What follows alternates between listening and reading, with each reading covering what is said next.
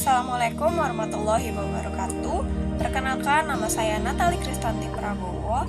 Saya saat ini bertempat tinggal di Jakarta Pusat, tepatnya di Jalan Salemba Tengah 3, Gang 7. Saya berjenis kelamin perempuan dan saya pernah bersekolah di SMAN Negeri 30 Jakarta, dan sekarang saya berkuliah di Universitas Negeri Jakarta di Fakultas Bahasa dan Seni, Prodi Sastra Indonesia.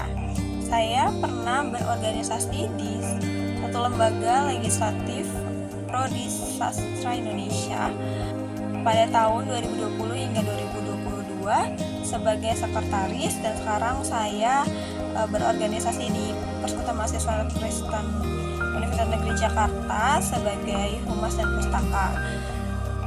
Saya mempunyai hobi membaca buku dan juga menulis karya sastra. Terkadang saya juga mendengarkan musik. Dan berikut saya akan menjelaskan beberapa hal tentang BIPA. Pembelajar BIPA adalah pembelajaran bahasa Indonesia bagi para penutur asing di dalam negeri maupun internasional. Program BIPA adalah pembelajaran bahasa Indonesia yang subjeknya merupakan pembelajar asing. BIPA lebih memandang atau fokus pada pembelajarnya.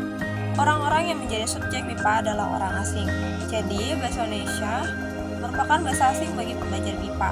Belajar BIPA menjadikan orang asing mampu dan menguasai bahasa Indonesia menurut Kusmiatun tahun 2016. Di sini saya akan memaparkan sedikit sejarah mengenai BIPA. Diketahui bahasa Indonesia ini merupakan salah satu bahasa di dunia yang berkembang pesat pada abad 20-an. Pengajaran bahasa Indonesia terus mengalami peningkatan baik di luar maupun di dalam negeri. Pusat Bahasa Departemen Pendidikan Nasional Republik Indonesia sejak tahun 2000 telah menyelenggarakan kegiatan pengajaran bahasa Indonesia untuk penutur asing. Sementara perintisan BIPA itu sendiri ada sejak di tahun 1990-an. Kemudian pada tahun 1999-an dibentuk tim khusus untuk menangani BIPA atau Bahasa Indonesia untuk penutur asing. Para pengajar BIPA saat ini sudah mempunyai organisasi internasional khusus yang disebut Asosiasi Pengajar Bahasa Indonesia untuk Penutur Asing atau APBIPA. Salah satu tujuannya dibentuk organisasi ini untuk menjalin kemitraan dan kerjasama dalam pengembangan pengajaran BIPA ke arah yang lebih profesional. Penerapan BIPA di berbagai negara secara umum, tidak kurang dari 36 negara telah mengajarkan bahasa Indonesia kepada para penutur asing, seperti Amerika Serikat, Jerman, Italia, Jepang, Korea, Cina, dan Australia. BIPA sendiri bertujuan untuk menyebarluaskan bahasa Indonesia, menyampaikan berbagai informasi tentang Indonesia, termasuk memperkenalkan masyarakat dan budaya Indonesia.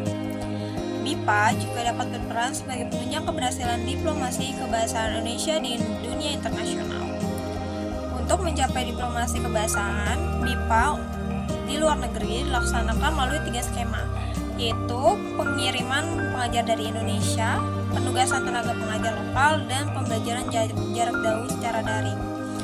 Skema pertama yaitu dengan seleksi calon pengajar BIPA, lalu setelah diseleksi lalu dipilihlah pengajar yang berkompeten untuk mengajar di sana. Skema yang kedua yaitu penugasan warga negara Indonesia yang berdomisili di luar negeri, terutama di negara sasaran, untuk mengajar BIPA di sana. Skema ketiga, karena kondisi pandemi dan COVID, pada tahun 2020 dilakukan pembelajaran secara daring yang dilakukan oleh para penutur. Skema ketiga, karena kondisi pandemi, disadari bahwa BIPA tetap bisa dilaksanakan. Dari tahun 2020 justru semakin banyak peminat yang melakukan pengajaran dan pembelajaran. Kita lebih menyukai materi-materi mengenai pariwisata, dan ternyata Bu Mika ini sebelumnya telah mempelajari bahasa Indonesia di Korea Selatan, akan tetapi menurut beliau belajar bahasa Indonesia akan lebih efektif di negara tempat bahasa itu berasal. Mungkin sekian itu yang bisa sampaikan, selebihnya saya mohon maaf. Saya akan tutup pembahasan tentang MIPA ini. Terima kasih. Assalamualaikum warahmatullahi wabarakatuh.